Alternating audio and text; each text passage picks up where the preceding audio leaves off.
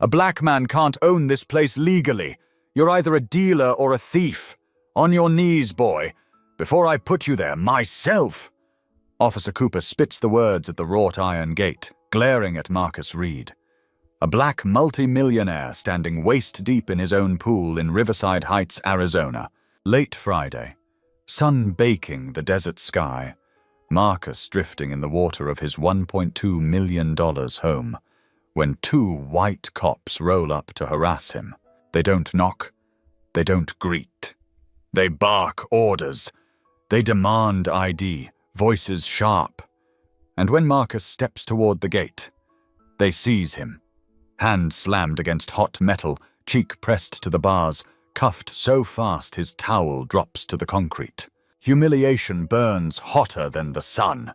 Across the street, his white neighbor watches through a slit in her curtain, seeing everything, saying nothing. Cooper has no idea he just detonated his own career. Marcus has been preparing for this moment for 2 years. 12 hidden cameras hum quietly around the property, catching every slur, every shove, every illegal move in crystal clarity. Marcus doesn't raise his voice, doesn't fight. He only asks for one thing, a phone call to one specific name. That single request is a fuse. When that call connects, it will rip open careers, strip away carefully buried secrets, and remind everyone that justice may be bruised, but it isn't buried. Anyone who's ever been told they don't belong is about to feel very, very satisfied. Marcus Reed bought the place in Riverside Heights 2 years earlier. $1.2 million, 5 bedrooms, floor-to-ceiling windows, gated community with desert sunsets framed like paintings. The pool sealed the deal. Kidney-shaped, salt water, mountain views that looked like a postcard. He loved the architecture, the quiet streets, the frictionless luxury. He never quite loved the way it felt. At 43, after building and selling a software startup before he turned 38, he thought he'd finally bought peace. Instead, he purchased scrutiny. Marcus wears a watch that costs more than most used cars. He drives a Tesla, tips everyone heavy, and still gets side-eyed. Every morning he jogs the same loop, breathing in dry heat, watching sprinklers mist manicured lawns. Riverside Heights is 89% white. He knew that when he signed the closing documents. His realtor gave a tight little warning smile. "Very established neighborhood." Marcus understood exactly what that meant, and bought anyway. Within a week, Linda Baker's curtains start twitching every time he passes. Day after day, Linda's beige drapes quiver as he jogs by. Never a wave, never a hello, just the soft rustle of fabric and the feeling of eyes on his back. By the end of week 2, patrol cars start appearing like clockwork. They cruise past his driveway 3-4 times a day, slowing to a crawl, windows cracked. No calls, no tickets, no conversation. Just a message. "We see you." Week 3. The HOA emails begin. Too many cars for dinner. He had 4 guests. Noise complaint for a movie at 9 p.m. Suspicious activity becomes their favorite phrase. They file a report when he pressure washes his own driveway. They log unusual behavior when he unloads computer equipment. Every complaint triggers a check-in. Every investigation ends with no violation, yet the paper trail grows. Marcus isn't naive. He's 43, built a multi-million-dollar company from a cramped 1-bedroom apartment in Tempe, grinding 90-hour weeks for 7 relentless years before the buyout. He knows patterns. He knows harassment dressed up as concern when he sees it. When you're black and successful, people are quick to assign you a category: athlete, entertainer, or criminal. Tech founder doesn't fit the script. So they stare, they whisper, they call the police and pretend it's about rules. Marcus tries being perfect. He waves at everyone. He shows up to HOA meetings, introduces himself. He bakes cookies for Linda, hands them over with a friendly smile. She accepts the plate without gratitude and shuts the door. He keeps his yard pristine, music low, visits short. He shrinks himself, hoping it helps. It doesn't. The questions keep coming. At the community pool, who are you visiting? At the gatehouse, can we see your access badge? At the mailboxes, remind me which house is yours again? The tone is always polite, but under it there's steel. We're watching you. We're deciding if you belong. Marcus feels the weight of it settling over his days. So on March 22nd, 2022, he stops hoping for acceptance and starts preparing for war. He calls a security company and orders more cameras than anyone thinks reasonable. 12 eyes go up around his property. A front gate camera with facial recognition. A driveway camera that grabs license plates. 3 separate angles on the pool. Side yard. Street views. Doorbell. Garage. Backyard. All 4 all cloud-synced, motion alerts pinging his phone day and night. The installer squints at the setup and jokes, "Expecting trouble?" Marcus smiles. Careful and non-committal. That same afternoon, he makes another call. This one to Lauren Price, a civil rights lawyer he met years ago at a tech conference in Austin. Lauren specializes in police misconduct. 40-plus cases, most won or settled in her client's favor. Marcus explains the patrol cars, the anonymous complaints, the constant hovering suspicion. Her silence on the line isn't surprise, it's recognition. "You want to retain me, just in case?" she asks. "Exactly," he replies.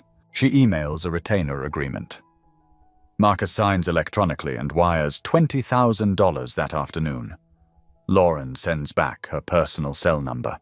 "If something goes down, call me immediately. Don't argue with them. Don't explain. Just say my name." Marcus repeats it in his head. Lauren Price, as if it's a password that might unlock his survival. Months pass, then a year. The cameras quietly record his life, swimming, grilling, reading, pacing on calls, watering plants. No officers step past the gate. No new complaints land in his inbox. The patrol cars thin out to almost nothing. Gradually, the knot in his chest loosens. Maybe he overreacted. Maybe the cameras are an expensive overcorrection. Then June 14th arrives. Friday afternoon, 3:42 p.m. Everything changes with one buzz. Marcus floats on his back in the shimmering water, eyes closed, skin warm, mind drifting. When the gate buzzer shrills through the quiet yard, he glides to the edge, wipes water from his face, grabs a towel. As he walks toward the house, he checks his phone. His security app shows 2 uniformed officers framed at his front gate. His pulse spikes, but his mind clicks into a practiced calm. He opens the intercom screen and sees one older, broad-shouldered cop and a younger one behind him. Marcus presses the talk button. "Can I help you?" The older cop tilts his chin. "Riverside Police. We need to speak with you." Marcus asks, "About what?" "Noise complaint." The man answers flatly. "Open the gate." Marcus glances at his quiet yard. No speakers, no party, just the soft lap of water against tile. His closest neighbor is Linda, 200 feet away. The other house on his side is empty. "I'm not playing any music," Marcus says. "We still need to verify residence. Open up, sir." That "sir" doesn't sound respectful. It sounds like a dare. Marcus taps the release button. The gate buzzes and slides open. He meets them in the driveway. Still damp, towel looped over his shoulders. Heat pressing down like a weight. 104 degrees. The officers approach. Nameplates catch the light. Cooper and Ortiz. Cooper looks mid-30s, buzz cut, thick arms. Ortiz is younger, eyes uncertain. Cooper stops 10 feet away, starts scanning Marcus up and down, slowly, like he's inspecting a problem. "You live here?" Cooper finally asks. "Yeah," Marcus replies. "Prove it." Marcus blinks. "Prove I live in my own house?" Cooper shrugs. "Need-I'd." "My wallet's inside," Marcus says. Cooper's hand drops toward his belt. "Why you gotta go inside?" Marcus keeps his hands visible. "Because that's where my ID is." "Don't move your hands. Cooper snaps, stepping in closer. Marcus raises both palms, towel slipping. I'm not reaching for anything. You asked for identification. Ortiz shifts his weight. Marcus notices something else. Both body cams are dark. No blinking lights, no recording indicators. Those cameras are deliberately off. Marcus feels his heart rate jack up, but his voice stays calm. Am I being detained? He asks. Cooper moves into his space, breath carrying coffee and cigarettes. Turn around, hands behind your back. For what? Marcus asks. You're resisting. Cooper snarls. I asked a legal question. Marcus says. Turn around, now, Ortiz murmurs. Cooper, maybe... Cooper cuts him off. I said I've got it. Metal cuffs appear. Marcus doesn't fight. He turns slowly. The steel bites his wrists, far tighter than necessary. He winces, but doesn't complain. From the corner of his eye, he sees Linda's curtain flick open. She's there, watching him stand half-naked and handcuffed in his own driveway. He can almost feel her judgment through the glass. The curtain stays parted 5 seconds, just long enough to witness his humiliation, then snaps shut again. It's 4:03 p.m. Marcus stands exposed, drying in the heat. 2 officers with disabled cameras flanking him, every second captured by his own. Cooper squeezes the cuffs a bit more, leaning in. Who actually owns this house? He asks. I do, Marcus replies. Sure you do. Guys like you don't usually own places like this. Ortiz looks away, jaw tight. Marcus forces his breathing slow. He has practiced this conversation in his head for 2 years. 12 cameras recording every word, every racist assumption, every abuse of power. He speaks clearly. I want to call my attorney, Lauren Price. Cooper's smirk flickers. Just a second, Marcus adds. You know that name? Cooper's jaw tenses. He keys his radio, suddenly all business. Dispatch, need a supervisor at Riverside Heights. Confirm address. The radio crackles back. Copy, sending Captain Ellis. Ortiz shifts again, nervous energy coiling in his shoulders. Maybe we should just, he starts. We're waiting for Ellis. Cooper snaps. Marcus stands there, wrists throbbing, heat baking his skin, saying nothing. Somewhere downtown, a phone vibrates on Lauren Price's desk. She glances at the caller ID, sees Marcus's name, and knows exactly what finally happened. 22 minutes drag by. Marcus stays cuffed in 100+ degree heat, salt from the dried pool water itching his skin. Sweat trickles down his back. His shoulders ache from the position, but he doesn't beg, doesn't plead. Cooper paces, makes calls, pretends this is all routine. Ortiz hovers near the patrol car, pretending to check something on the in-dash computer. The cul-de-sac is dead quiet. No cars driving by, no neighbors stepping outside. Linda's curtain remains closed, but Marcus knows she's still there, comfortable and silent. At 4:18, Marcus's phone, sitting on the patio table, buzzes with an incoming call. The vibration pattern is the one Lauren told him to set just for her. 3 short bursts. She's on her way. By 4:25, a black BMW glides around the corner and stops neatly behind the patrol car. Lauren steps out like court just adjourned.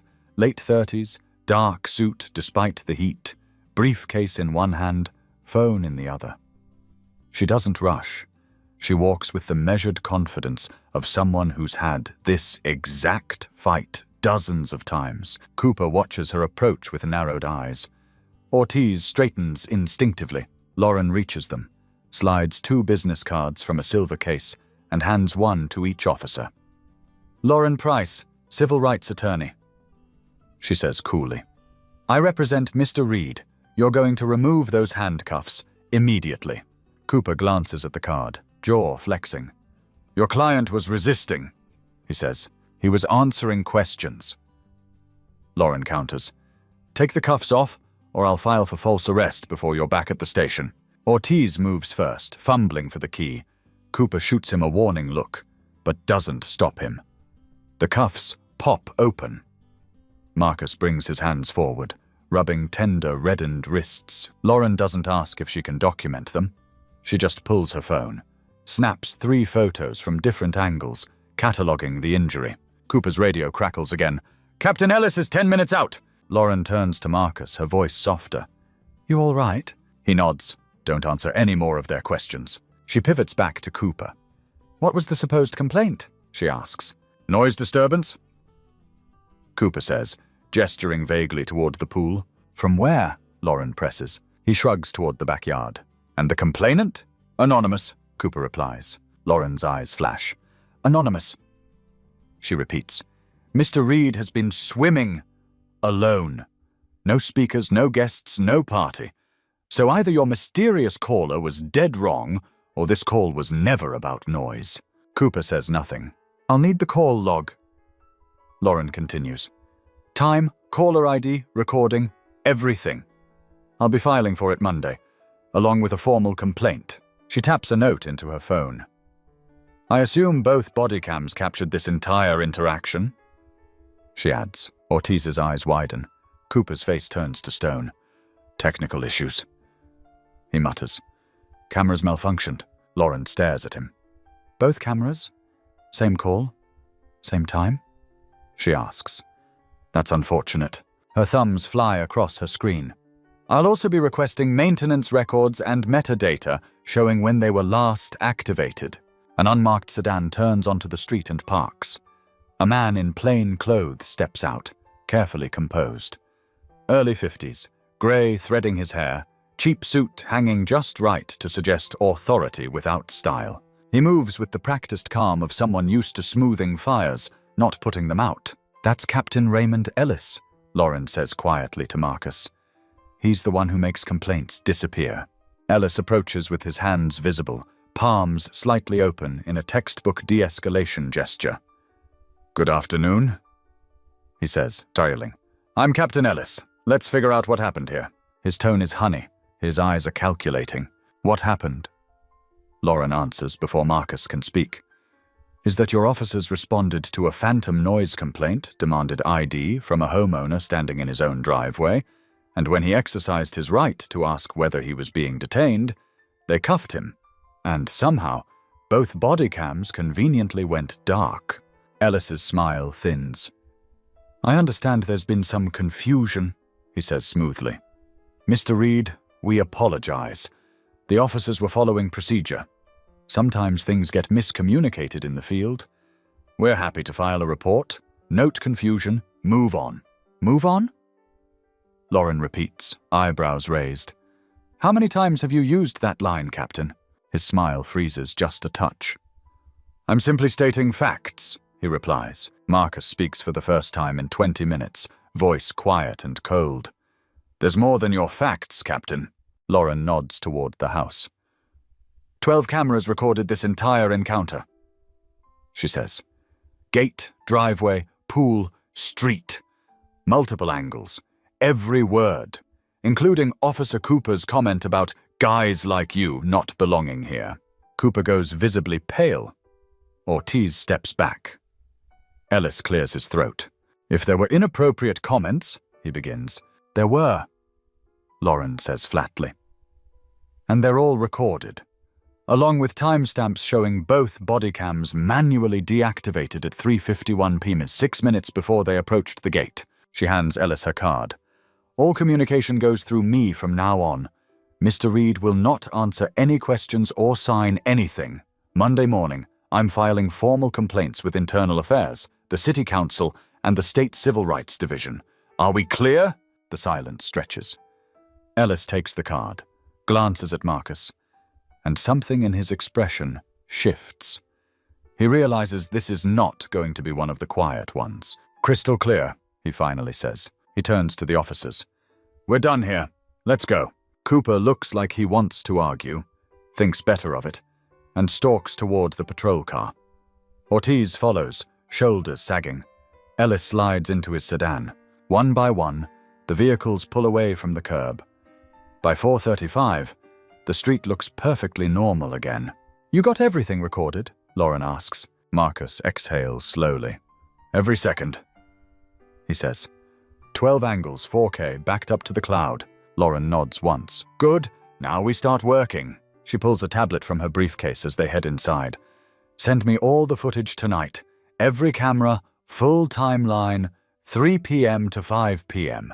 I can do it now, Marcus says. She studies him. You've been ready for this for 2 years. Why? He gestures at the pool, the driveway, the gate where he was just cuffed. Because I knew it was coming, he says. I'm tired of being scared in my own house. Lauren nods, understanding in her eyes. Then let's make sure it doesn't happen again, she replies. Inside, cool air slams into them like a wall. Marcus's muscles ache as the adrenaline starts to crash. Lauren sets her briefcase on the kitchen island. He hands her a bottle of water. Show me your system, she says, already unlocking her tablet. Marcus grabs his iPad and opens the security app, heart pounding again. 12 camera feeds appear in a grid, tiny windows capturing every corner of his life. Marcus scrubs back to 3:42 p.m. The footage rolls, him floating in the pool, peaceful, eyes closed, surrounded by blue and silence. No speakers, no company, just sun and water. At 3:57, the gate buzzer lights up on screen. Lauren watches the footage quietly. Keep going, she says. The cameras show Cooper and Ortiz at the gate, the conversation at the intercom, Marcus opening the gate, them stepping in. Every word is clear, every posture visible. Marcus fast-forwards, pauses, rewinds, plays. Lauren leans in and zooms on Cooper's chest. The lens of his body cam is dark, no light, no reflection, no... What time exactly? She asks. 3:57. Marcus answers. She makes a note. Cameras dead on approach. That's deliberate. She waves him to resume. They watch Cooper's expression when Marcus says her name. His eyes flicker.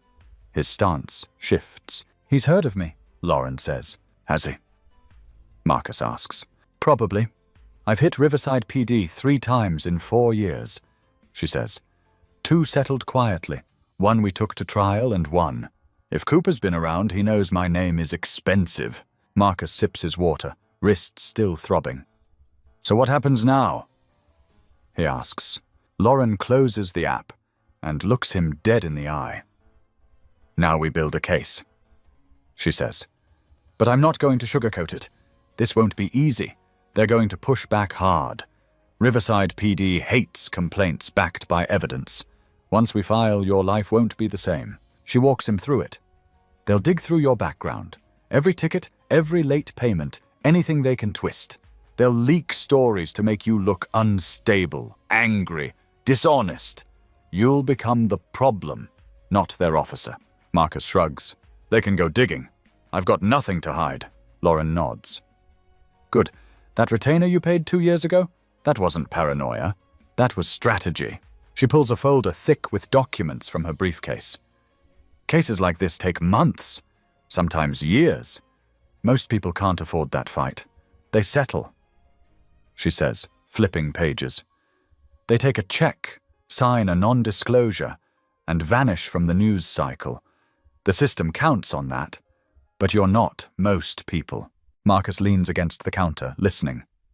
I'm not interested in quiet money, he says. I know. Lauren replies, that's why we have a shot. She lays out forms, timelines, statutes. Understand this, though. Cooper isn't the core problem. He's a symptom. The real problem is the structure that protects him. The supervisors. The city that budgets for payouts. Marcus frowns. How long has that been going on? He asks. Don't know yet, Lauren says. But I will. She taps the folder. Monday, I file formal complaints. Internal Affairs, City Council, State Civil Rights Division. At the same time, I request records. Every complaint naming Cooper for the last 5 years, every settlement involving Riverside PD, every so-called body cam malfunction. They'll fight it, but Arizona's public records laws are actually decent.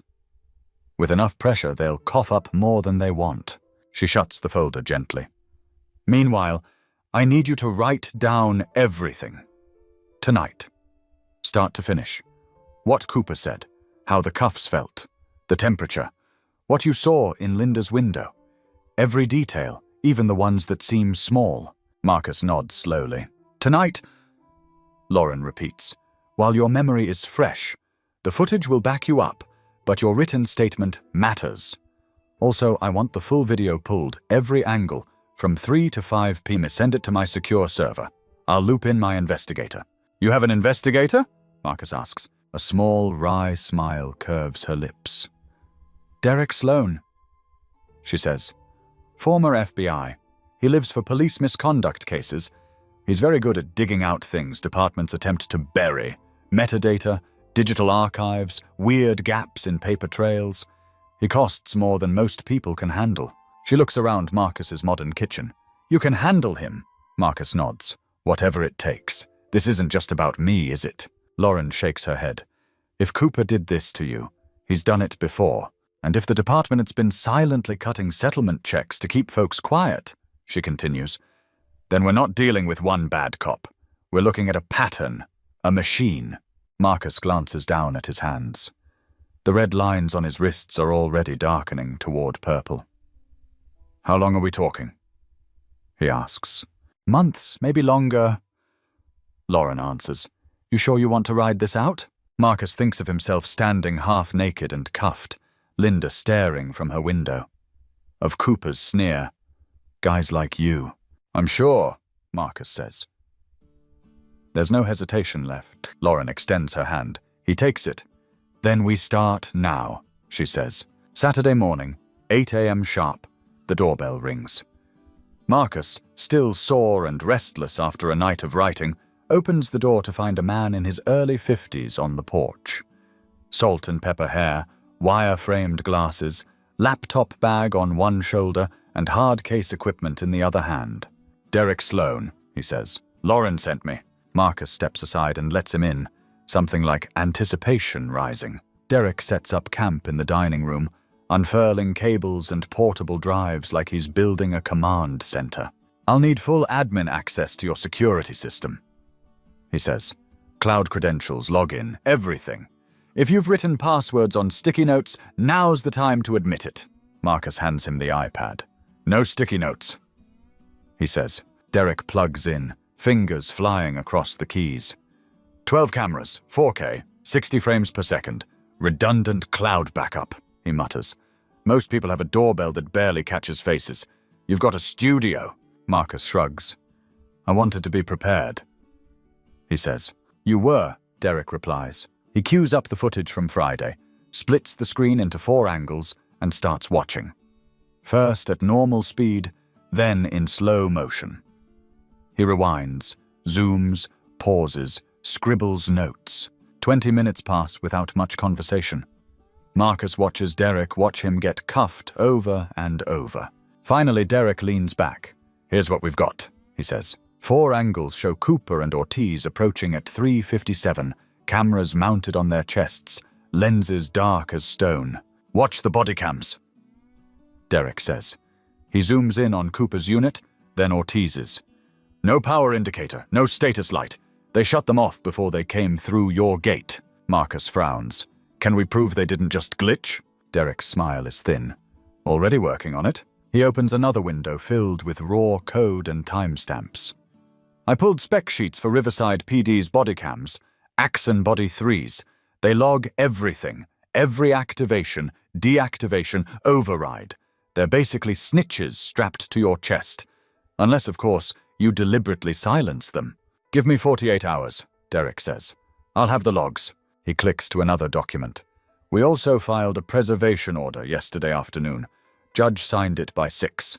As of 6 p.m. Friday, Riverside PD is legally required to preserve all digital records related to Friday's call. Bodycam data, GPS from the cruiser, radio traffic, everything. If anything disappears after that timestamp, we're talking destruction of evidence. Marcus exhales through his teeth. What are we really staring down here? He asks quietly. Derek opens a spreadsheet, columns of names and numbers filling the screen. Lauren asked me to dig while she was driving over yesterday. he explains. So I pulled public records, court filings, local news mentions. You want to know what I found on Cooper? Marcus nods. He's been with Riverside PD 12 years. Derek says. In that time, he's racked up 12 formal complaints. That's an average of 1 a year. Clockwork. Marcus feels that cold weight settle in his gut again. What kind of complaints? He asks. Use of force, unlawful detention, racial profiling. Derek says. He scrolls. Every single complainant is a person of color, black, Latino, native. Not a single white complainant in the stack. Internal Affairs stamped 9 of them unfounded after investigations that lasted barely a week. The other 3 were resolved without discipline. Derek clicks into another database. But 2 of those complainants went further. They filed civil suits. Both cases ended in sealed settlements. The city's insurance carrier handled it, which means money moved quietly. How much money? Marcus asks. Can't see exact amounts. Derek answers. The settlements are sealed, but typical civil rights cases with strong evidence run anywhere from 15 to 50 grand, sometimes more. Multiply that a few times, and it adds up. He opens another file. And then there's Ellis, he adds. Your friend from yesterday, Captain Ellis. Marcus says. That's him. He's been with the department 23 years. Derek explains. Last 8 in Internal Affairs. His job on paper is investigating officers and recommending discipline. In reality? Marcus prompts. Derek scrolls again. In 8 years, he's never recommended termination. He says. Not once. Suspensions, sure. Retraining, absolutely. But nobody gets fired. He leans back, folding his arms. He doesn't protect the public. He protects the department's liability. Marcus shakes his head. So he shields bad cops. He manages risk. Derek corrects. Big difference in their world. Bad cops mean lawsuits. Lawsuits mean settlements. Settlements mean rising insurance costs. Ellis's real mission is to make problems disappear before they get expensive. That's not justice, Marcus says. No, Derek replies. It's math. He closes the spreadsheet and pulls up another table. Good news is this time the math doesn't favor them. Marcus raises an eyebrow. How so? Derek gestures at the screen. Because you're not taking a check and signing an ND. You're not simply leaving town. You've got the footage, the resources, and the stubbornness to push through. That means, for once, we get to pry open the machine and show people how it really runs. Marcus's phone buzzes on the table. A text from Lauren. Office Monday, 10 o'clock a.m. Bring everything. He shows it to Derek. What's Monday? He asks, even though he already knows. Filing day. Derek says. Lauren officially drops the complaint. That starts the clock. The department has 30 days to respond. In the meantime, I keep digging. Marcus asks, digging for what exactly? Derek smiles without humor. Patterns, he says. One ugly incident can be called a mistake. 12 cases across 12 years. That's a pattern. Add Ellis's cover-ups, and we're bordering on conspiracy. Derek begins packing up his equipment. I'll call Tuesday with a preliminary report, he says. In the meantime, no interviews with the department. No statements on social media. Don't go door to door telling neighbors what happened. The quieter we are, the more evidence we can grab before they bolt the doors. Marcus walks him to the door. So I just live my life, he asks. As much as you can. Derek replies. But keep your phone nearby. This is where it starts getting loud. Derek leaves. The house feels different now. Marcus sits at the kitchen table alone, fingers tracing the fading impressions on his wrists. 12 complaints, 12 years, all people of color, all neatly buried under official stamps and legal jargon. He opens his security app again and scrolls through 2 years of footage. Innocent, everyday moments saved under the label, just in case. Walking to the mailbox, bringing in groceries, watering the desert plants in the yard. That phrase sticks in his mind. Just in case. Turns out, he thinks grimly, just in case was exactly right. Monday morning, downtown Phoenix. Lauren's office sits on the 10th floor of a glass building that reflects the desert sky like a mirror. Marcus arrives at 9:45, 10 minutes early, and is shown into a conference room already littered with paper, legal pads, printouts, laptops, coffee cups. Lauren walks in a moment later, blazer already off, sleeves rolled. "Coffee?" she asks. "Please," Marcus says. She pours and gets right to business. "Here's where we stand," she says. "Derek's been very busy since Saturday." Derek appears on a large screen via video call, his background a blur of bookshelves. "We filed the preservation order Friday evening," he says, voice crackling slightly. "Judge signed it by 6 p.m. That means everything after 6 is locked. If they delete anything tied to your incident, they're committing a crime. But before that," he smiles. "Before that, their system logs were just sitting there." He shares his screen. Rows of data appear, device IDs, timestamps, status codes. "This is the body cam metadata from their cloud server." Derek highlights a line. "Device 2847, Cooper's camera," he says. "June 14th, 3:51 p.m. Manual override initiated. Status changed from active to standby. Then 4:38 p.m., 3 minutes after they left your street, it flips back to active." Marcus feels his jaw clench. "So he turned it off before he even walked up to the gate," he says. "Exactly," Derek replies. 6 minutes before contact. Not a malfunction, a choice." He moves to another section. "Device 22913, Ortiz's cam. Same timeline. Override at 3:51, reactivated 4:38, perfect sync." "Could they claim accidental deactivation?" Marcus asks. "Not with these units," Derek says. "The Axon Body 3 requires a very specific button combo to power down. Press and hold 2 buttons simultaneously for 3 seconds. Policy states manual override is only for bathroom breaks or protected informant conversations, not routine responses to noise complaints." Lauren's lips curl into a sharp smile. "That's violation number 1, she says. Deliberate deactivation." "What else?" Marcus asks. Derek pulls up another document. Cooper's complaint history, this time straight from internal affairs files. 12 complaints in 12 years appear on screen, summarized in bland, bureaucratic language. Derek scrolls further. "Here's where it gets interesting," he says.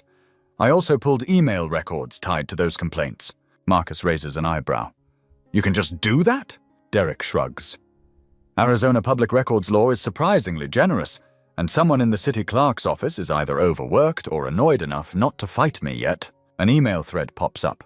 Subject line, "Cooper situation. From Ellis to the chief's staff, May 2023. Lauren leans closer. The email is short and chilling. Another complaint about Cooper. Same pattern. Traffic stop escalated. Complainant threatening legal action. Ellis recommends standard resolution, a settlement offer of $25,000 and a non-disclosure to make it vanish. Third incident this year, the email notes. Recommend counseling and retraining. Derek pulls up the response. The chief of staff replies with one word. Approved. The rest of the thread discusses routing it through legal, minimizing attention, and avoiding another internal investigation that might stir up the union. Marcus feels anger simmering under his skin. "So they have a playbook," he says slowly. "Exactly," Derek replies. "They're not investigating misconduct. They're managing public relations, paying people to go away." He switches to a spreadsheet tracking settlement payouts in the city budget. A line item reads, "Legal settlements and contingencies," followed by numbers, 38,000 in 2019, 52 in 2020, 68 in 2021, 71 in 2022, 61 in 2023, nearly $290,000 in 5 years. And guess whose signature is on every settlement over 10 grand?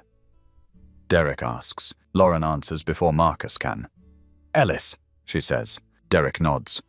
8 years in internal affairs, his name sits on every big payout authorization. He says. He's not cleaning up the department. He's budgeting for its damage. The room goes quiet. Lauren finally speaks. This isn't a story about one cop harassing one homeowner, she says. It's institutional, systemic. They built a mechanism for writing checks instead of fixing anything. And now we can prove it. Emails, settlements, complaint logs, body cam metadata, plus your 12 cameras catching everything. We don't just have a case, Derek adds. We have a scandal. The next morning, before Marcus has even finished his first cup of coffee, his phone starts buzzing with unfamiliar numbers. 6 a.m. notifications pile up. 37 new emails overnight, most from addresses he doesn't recognize. Subject lines scream at him, "Who are you really?" Riverside's victim has a past. The truth about Marcus Reed. He hesitates, then clicks a forwarded link. It leads to a local blog called Riverside Exposed, already running a hit piece on him. The headline screams in all caps, "Who is Marcus Reed really?" The article digs through old LLC filings, taken out of context photos, and half-true anecdotes from former co-workers, painting him as an arrogant hothead who hates police and plays the race card. Comments are worse. Anonymous avatars calling him a con artist, a thug with a laptop. Marcus stares at the screen, jaw tight, and understands. The department isn't just defending itself. It's coming after him. 17 anonymous paragraphs, no byline, all bile.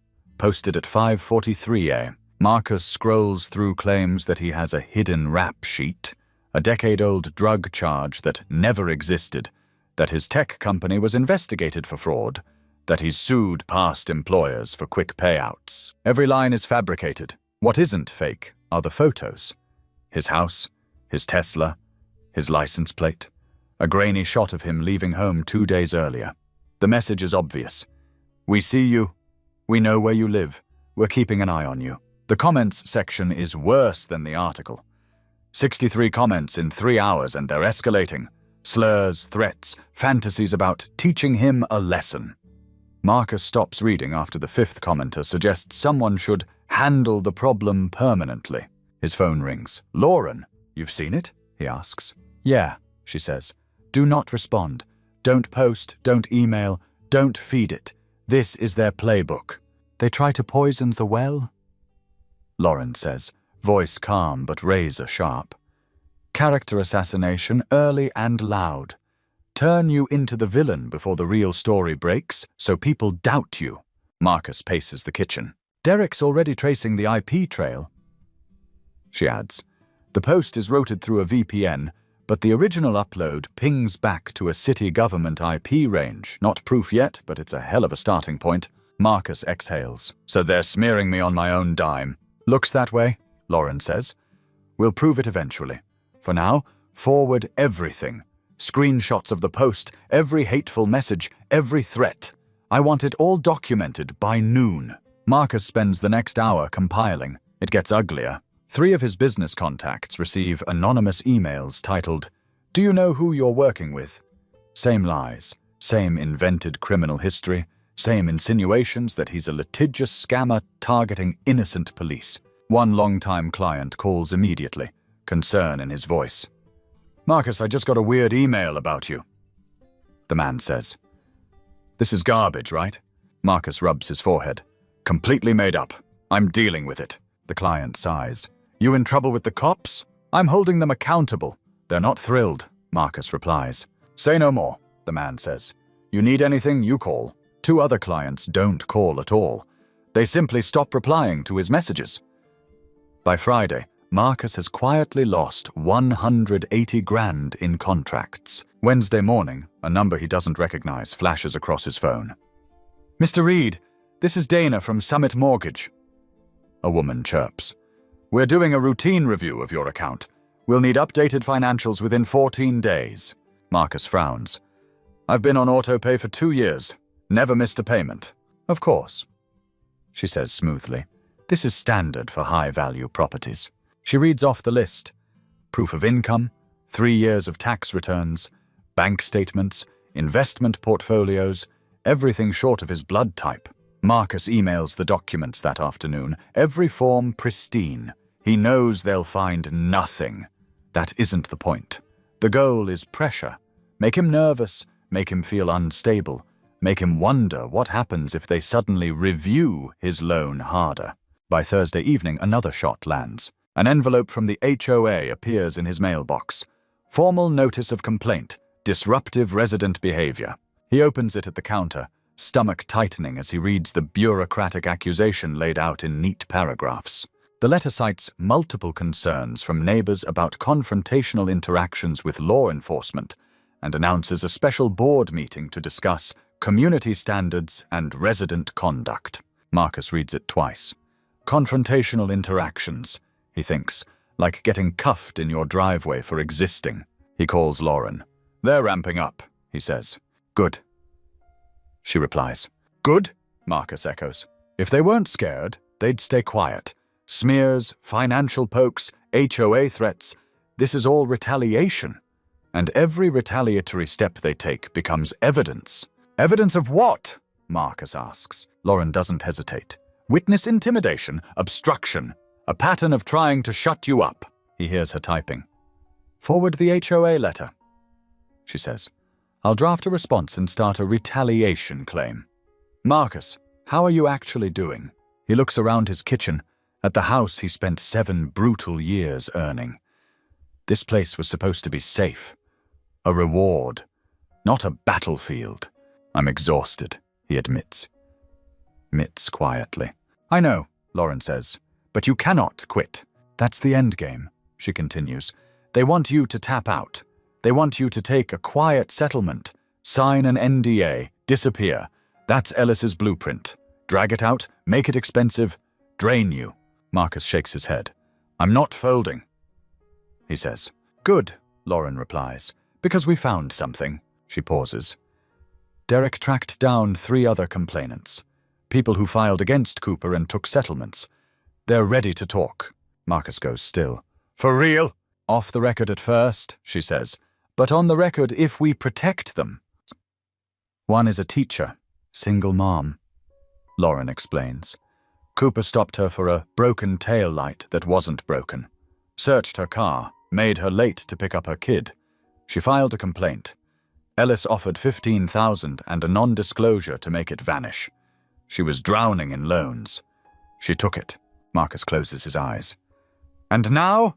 He asks. Now she's furious, Lauren says. She's been carrying this for 3 years, watching Cooper still out there, pulling people over. She wants it to end. Her name's Lisa Harper, Lauren adds. The other 2? Both black, both professionals, both treated like suspects. They thought they were alone. Now they know they're not. There's a pause. You did that, Marcus, Lauren says softly. By refusing to disappear, by having cameras, by saying no to hush money.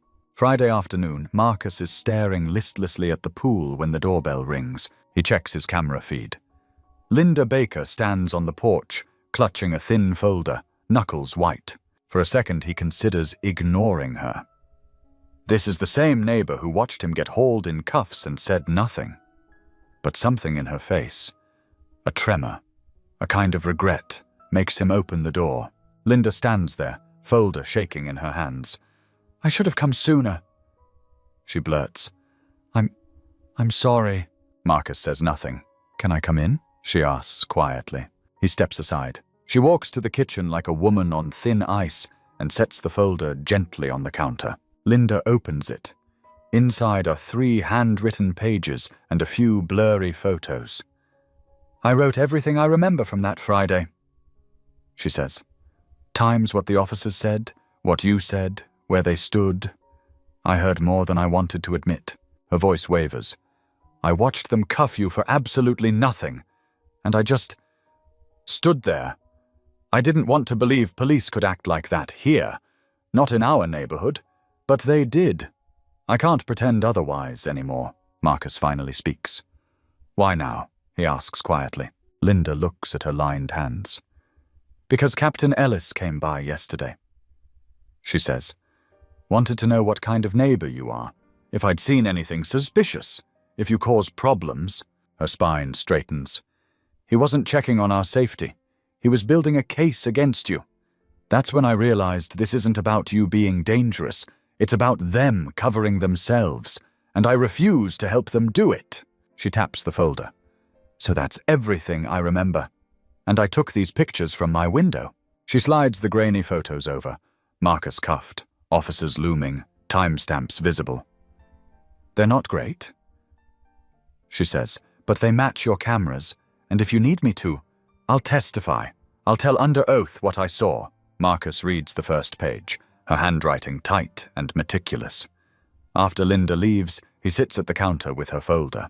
One more witness, one more person refusing to look away. 3 weeks into the fight, Marcus still hasn't set foot in the pool. He can't quite say why. The water's clean, the desert weather is perfect, 98 degrees and cloudless. But every time he glances at the shimmering blue surface, he sees himself instead, dripping, cuffed, on display for a neighbor who hid behind curtains. Legal invoices are stacking up, 45,000 and climbing. Lauren's rate, Derek's forensic work, filing fees, potential expert witnesses. Marcus can cover it. That's not what gnaws at him. What stings is realizing how quickly some people bailed. Not the lost income. He's financially safe. It's the silence. The way clients he'd delivered for over years believed a shady blog more readily than his word. The way neighbors who once waved now look away at the mailbox. The HOA meeting is set for Tuesday. Lauren will attend in his place, but he knows the vibe already. In their eyes, he's become the disruption, the guy who refused to let things stay comfortable. Late at night, when the house is quiet and the desert hums outside his windows, Marcus sometimes wonders if he should have taken Ellis's offer. File a neat report, accept a vague apology, let everyone move on. If he'd swallowed it, Cooper would still patrol, but Marcus's life would be easy again. No smear campaigns, no threats, no endless documents. His phone rings, breaking the spiral. He almost ignores it, then checks the screen. Unknown number. He answers anyway. "This is Marcus. Mr. Reed?" A woman asks. Her voice is cautious. "Yes," he says. "My name is Lisa Harper. Lauren Price said I could call." Marcus sits up straighter. "You're the teacher," he says. "Middle school," she answers. "I wanted to say thank you." "For what?" he asks, genuinely confused. "For not backing down," she says. "For not taking the settlement. I took mine 3 years ago. 15 grand. It felt huge back then. Student loans, a kid who needed braces, and they promised it would all disappear." She laughs once, bitterly. "But it never disappeared," Lisa says. "Now when I see a patrol car, I freeze. I avoid the street where he stopped me. I read anything with Cooper's name and think, I could have stopped this if I'd been braver." Marcus leans against the wall. "You weren't wrong for taking the settlement," he says quietly. "Maybe not," she replies, "but I was wrong for staying silent. Lauren told me you've got everything on video, that you're going after the system, not just him." "That's the idea," Marcus says. "Then I want in," Lisa replies. "I'll sign whatever, testify, break that NDA if I have to. I don't care anymore. My daughter's 11 now. She's going to grow up in a world where cops like Cooper exist. I want her to know her mom tried to change that, not hide from it." They talk for 20 minutes. Lisa walks him through that night. Fake tail light, forced car search, cold curb, Clark's call, the tempting 15,000 and the silence afterward. "I thought I was alone," Lisa says. "That's what they count on. Isolation, shame, make you feel like you're the only one." Marcus shakes his head. "You're not alone anymore," he says. "Not even close." After they hang up, he walks to the sliding glass door and stares out at the pool. The water gleams under the Arizona sun, clear and still.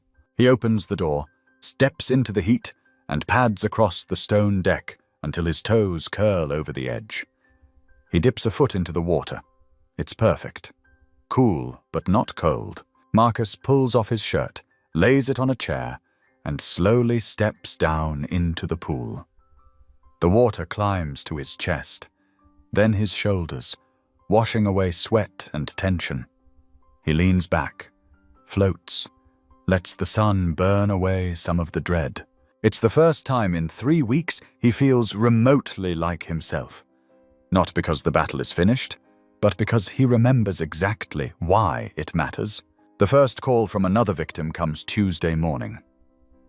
"Mr. Reed, my name's Andre Wallace," a man says. "I think Officer Cooper did the same thing to me." By Friday, the calls have multiplied. 8 people, 6 black and 2 Latino, ages late 20s to mid-50s. Most have careers: teachers, nurses, engineers, small business owners. Every story sounds like a variation on his: minor pretext, escalating humiliation, then a quiet offer of money and a non-disclosure agreement. Marcus listens, takes notes, feels fury harden into resolve. Lauren schedules a group meeting at her office for Wednesday night. Marcus shows up early, nerves buzzing. The conference room is arranged in a circle instead of rows. Chairs, a table with coffee and water, tissues discreetly placed at both ends. Her assistant adjusts an audio recorder on a tripod. "We're taping?" Marcus asks. "Audio only for documentation," Lauren says. "No one's obligated to go on record yet. But if they're willing, I want their stories preserved, not twisted later." People trickle in. Lisa arrives first and squeezes Marcus's hand. "Thank you for picking up," she says. Next is Andre, 35, math teacher, bouncing his foot with nervous energy. Then comes Monica Rivera, 43, pediatric nurse, Daniel Brooks, small business owner, Jordan Turner, IT consultant, Sonia Morales, accountant, and Kyle Adams, logistics manager. Last, surprisingly, is Linda Baker, slipping quietly into a corner chair. 9 people, 9 histories tangled with the same officer. Lauren clears her throat and begins. "Thank you all for coming," she says. "I know it took courage just to walk through that door. Some of you signed NDAs. Others were strongly discouraged from speaking. Those agreements were made under pressure. What we're doing here is not breaking contracts. It's exposing a deliberate pattern." She taps a remote. A screen drops showing one of Derek's spreadsheets. 5 years of complaints, settlement dates, bodycam malfunctions, all tied to Cooper or officers partnered with him, all routed through Ellis. Lauren clicks again. On screen appears the total: $85,000 in settlements they can directly verify. Likely more, hidden by sealed records. She says, 17 complaints involving this cluster of officers, 0 meaningful discipline, 0 terminations, 0 criminal referrals. The room is silent. What they didn't factor in, Lauren continues, was Marcus refusing a payoff, having 12 cameras rolling, and contacting me instead of caving. For the first time, we have hard evidence, video, emails, metadata, to match your stories. She looks around the circle. "I won't lie. If you go public, they'll try to come for you. They'll question your motives, dig through your histories, try to make you the problem. But if you stand together, if we demonstrate that this is a consistent pattern, not isolated incidents, we can force real change, not just a new HR memo." Andre clears his throat. "What do you need from us?" he asks. "Sworn statements." Lauren answers. "Dates, times, names, what was said, what you were offered to stay quiet. And if this reaches trial," she continues, "some of you willing to testify in court." Lisa doesn't hesitate. "I'm in," she says. "Me too," Monica adds. One by one, almost everyone nods. 8 victims, 8 witnesses, 8 people who thought they'd been carrying this alone. Not anymore. Derek pulls up a map of Riverside Heights and surrounding blocks. Colored pins drop in on the screen, each marking an incident location. They cluster within a tight 2-mile radius. Same neighborhoods, same tactics, same officer. "This is what systemic targeting looks like," Derek says, pointing to the cluster. Marcus stares at the map. 9 pins, 9 lives thrown sideways by one cop shielded by one supervisor. By 9 p.m., the meeting winds down. People trade phone numbers, start a group chat, and name it the Riverside Accountability Network. They agree to check in weekly. At the door, Linda touches Marcus's arm. "I've voted law and order my whole life," she says, eyes wet. "I never questioned police. Until this." She gestures back toward the conference room. "This is wrong," she says quietly, "and I'm too old to pretend I don't see it. Thank you for making room for an old lady who woke up late." Marcus smiles faintly. "Thank you for showing up at all," he replies. He watches her disappear into the Phoenix night, followed by 8 others who, for the first time, know they aren't alone. Lauren joins him at the doorway, case files under her arm. "You did this," she says. "We did this," Marcus counters. Lauren shakes her head. "No," she says. "You did. By refusing to be invisible, by pointing cameras at the truth, by calling me instead of shrugging it off." She snaps her briefcase shut. "Now we follow it through." The next morning, Derek calls early. "I found something," he says. "Big." 30 minutes later, Marcus sits in Lauren's office, while Derek sets 3 laptops on the table, all showing spreadsheets.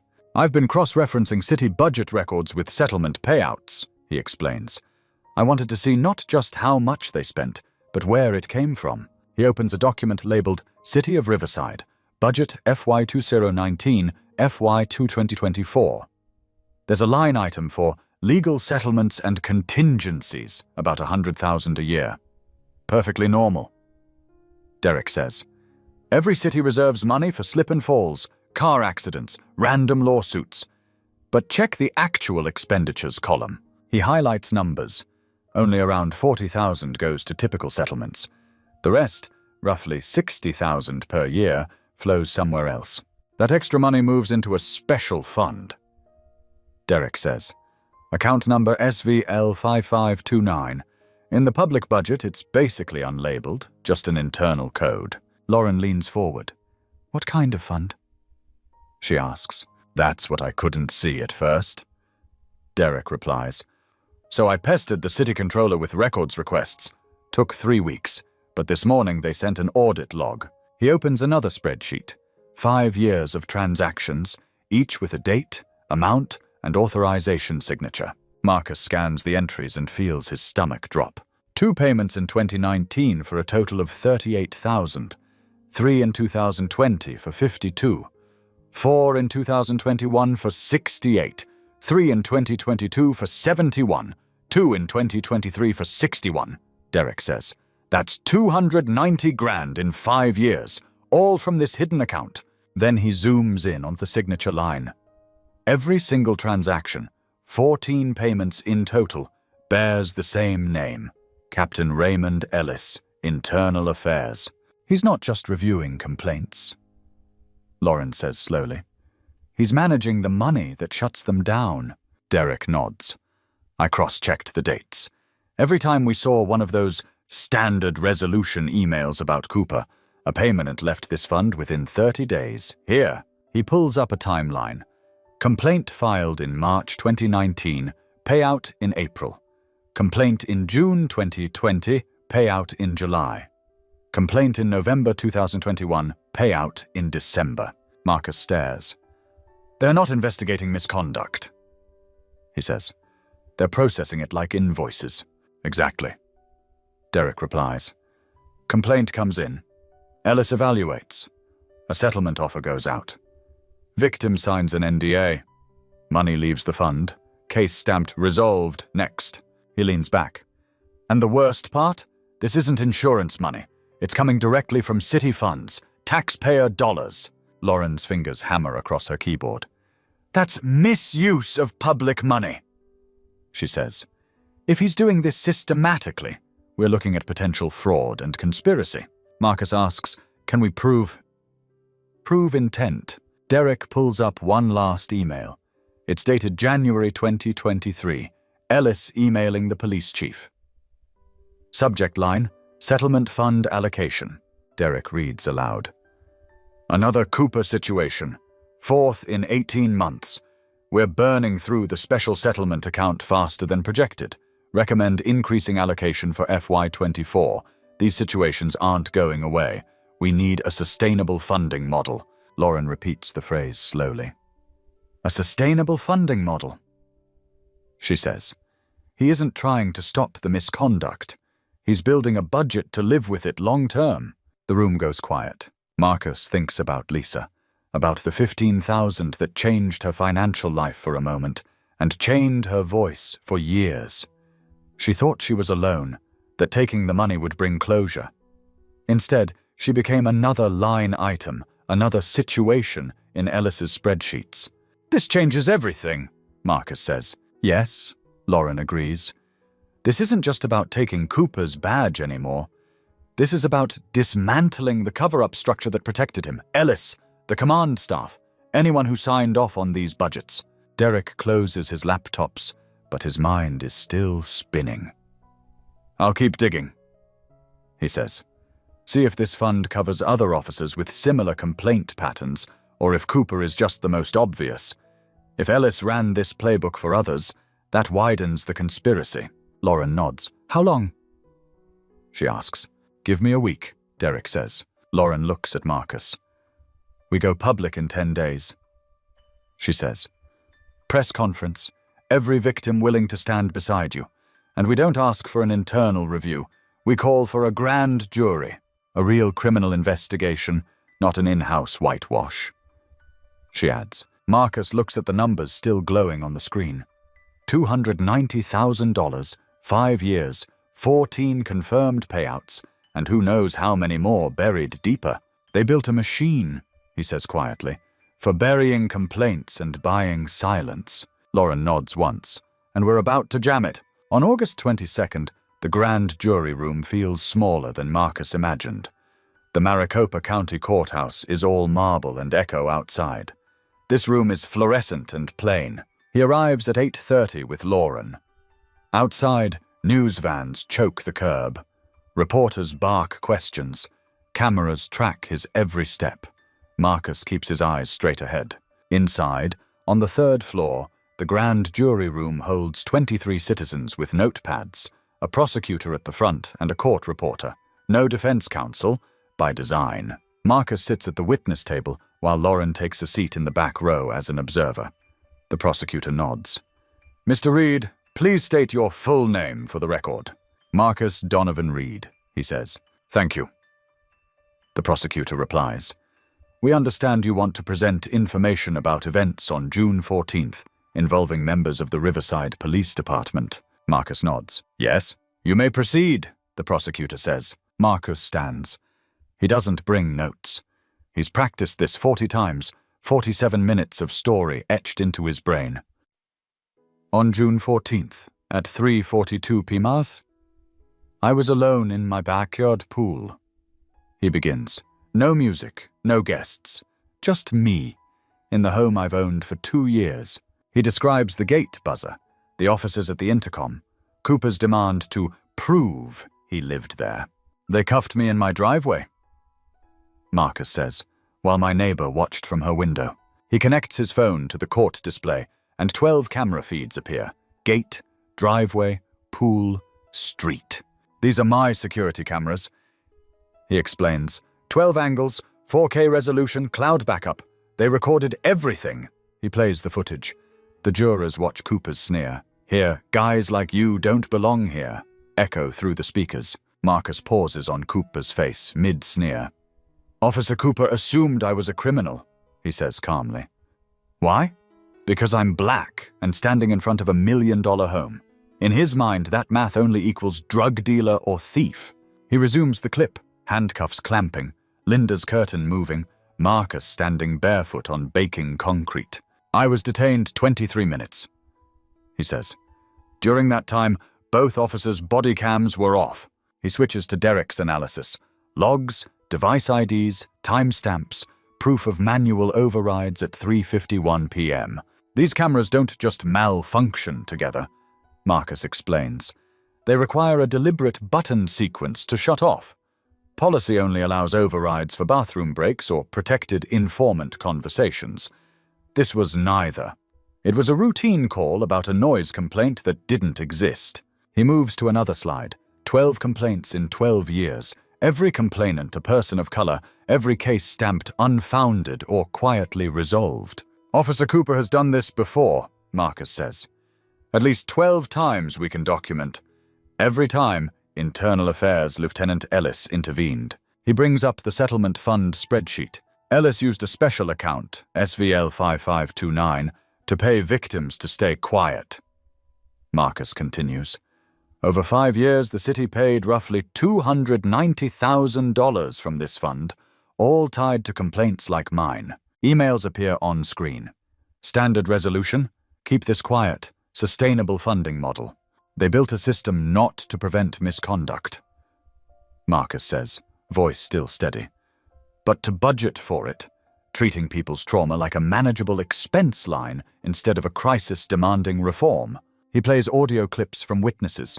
Linda describing what she saw from her window, Lisa recounting the night she was pulled over and pressured into signing an NOI, Andre explaining his own traffic stop. 8 stories, 8 different nights, the same officer or his partners, the same supervisor, the same settlement funnel. I'm not here because I'm mad about handcuffs, Marcus says in closing. I'm here because this pattern is deliberate, organized, and funded with public money. If this isn't stopped, it will keep happening.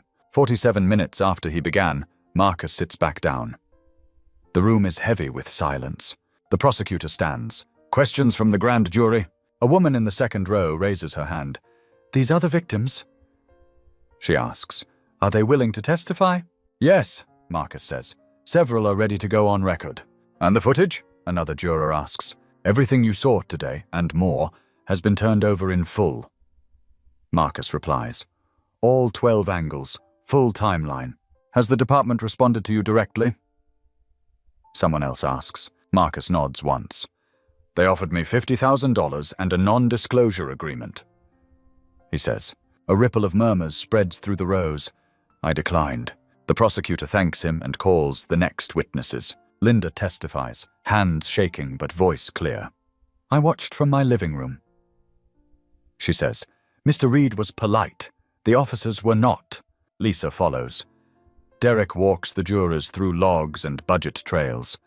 A representative from the city controller's office confirms the existence and purpose of the special fund. By 2 p.m., testimony wraps. Marcus waits outside with Lauren as the grand jury deliberates. 90 minutes later, the prosecutor appears. The grand jury has returned indictments, she says, against Officer Paul Cooper and Captain Raymond Ellis. Charges are read. For Cooper, official misconduct, false reporting, deprivation of rights under color of law. For Ellis, obstruction of justice, misuse of public funds, official misconduct, conspiracy. Arrest warrants are issued immediately. Marcus feels the hallway tilt for a second as the words sink in. That afternoon at 4:15, news cameras capture Cooper being pulled from a patrol car, hands cuffed behind him, expression stunned. The footage plays on local stations all evening. Early the next morning, Ellis is arrested at his suburban home, led down his driveway in pajamas while reporters crowd the sidewalk. The police chief holds a press conference. We respect the grand jury process, she says stiffly. Both officers have been placed on unpaid suspension pending trial. We take these allegations very seriously. Marcus watches it all on his living room TV, remote clenched in his hand. Cooper's mugshot flashes beside Ellis's booking photo. Underneath, headlines scroll, Grand jury indicts 2 Riverside officers, secret settlement fund exposed, $290K in payoffs uncovered. His phone buzzes. Lauren. We won, she says simply. Marcus looks at the screen, at the images of the men who tried to crush him. No, he replies quietly. We started winning. The trials are where it really counts. Lauren laughs softly. Fair enough, but today still matters. 5 days later, on September 1st, the city announces both Cooper and Ellis have been fired. Officially terminated, no severance. Pensions under review. Ellis's criminal trial is set for January on multiple felony counts. If convicted, he could face up to 8 years. His attorney files motion after motion to dismiss or narrow the charges, The judge denies each one. Cooper folds early. He takes a plea deal, admitting to 2 counts of official misconduct in exchange for a lighter sentence. Cooper receives 18 months in jail and 5 years of probation. He is permanently barred from working in law enforcement again. Under public pressure, the police chief outlines reforms. The City Council passes Resolution 2024-156.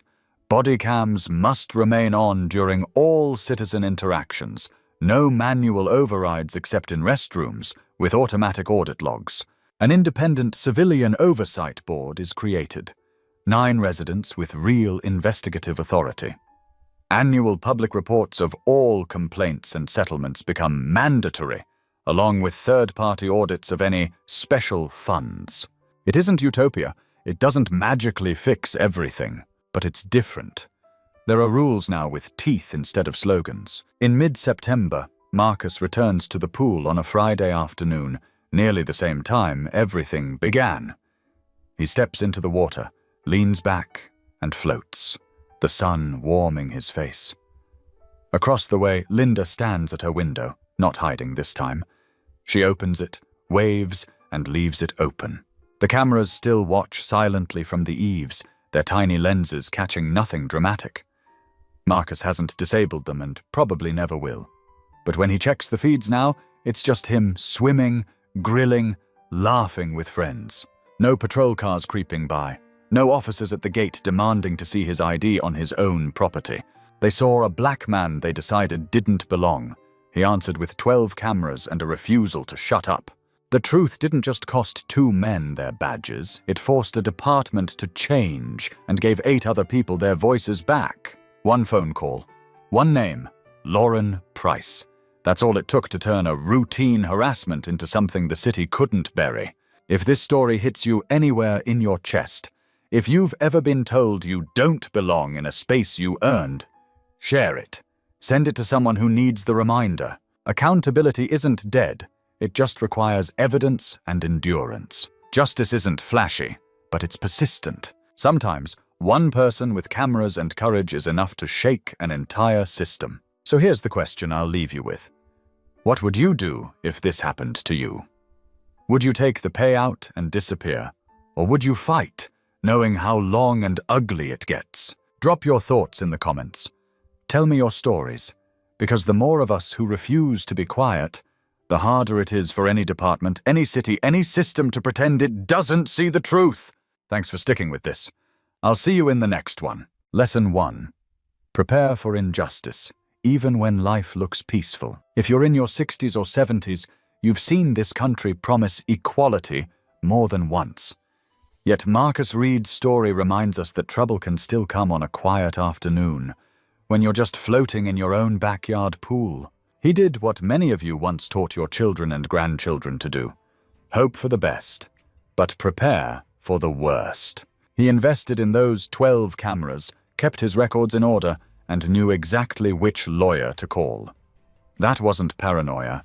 It was wisdom, born from a lifetime of watching how quickly things can turn when a black man is seen as a suspect instead of a citizen. For older Americans who remember dogs and fire hoses on the evening news, that lesson rings painfully familiar. Lesson 2. 1 voice is powerful, but many voices are unstoppable. Marcus could have handled this quietly, taken a check, and disappeared back into comfort. Instead, he stood his ground. And something remarkable happened. Other people stepped out of the shadows. The teacher with loans, the nurse, the engineer, the small business owner. Each one thought they were alone.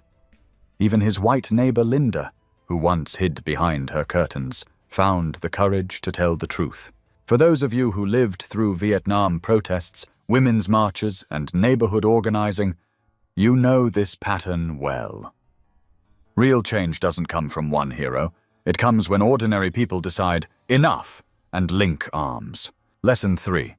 Real accountability takes time, but it's worth the fight. By the time the grand jury handed down indictments and the city finally fired Cooper and Ellis, months had passed. Smear campaigns, HOA letters, financial pressure. Marcus walked through all of it. Many of you understand that kind of long, grinding struggle. You've waited on test results, sat through union meetings, watched loved ones battle illness, or fought for benefits that took years to arrive. His victory wasn't just about two men losing badges. It forced new rules, real oversight, and public records that can't be quietly buried again. For older Americans, the deeper message is simple. Your experience, your patience, and your willingness to speak up are still powerful tools. You are not done shaping what justice looks like in this country. The fight may be hard, but as Marcus shows us, it is ever hopeless. And it is never too late to push the system to do better. Friends, after hearing Marcus Reed's story and these 3 lessons, I'd love to hear from you. If something like this happened to you or to someone you love, especially at our age, what do you think you would do? Take the payout for peace and quiet? Or hold on and fight for change, even when it gets long, messy, and public? Have you ever faced a moment when speaking up cost you something, but you did it anyway? Share your experience in the comments, and please like this video, subscribe to the channel, and hit the bell so you don't miss future videos.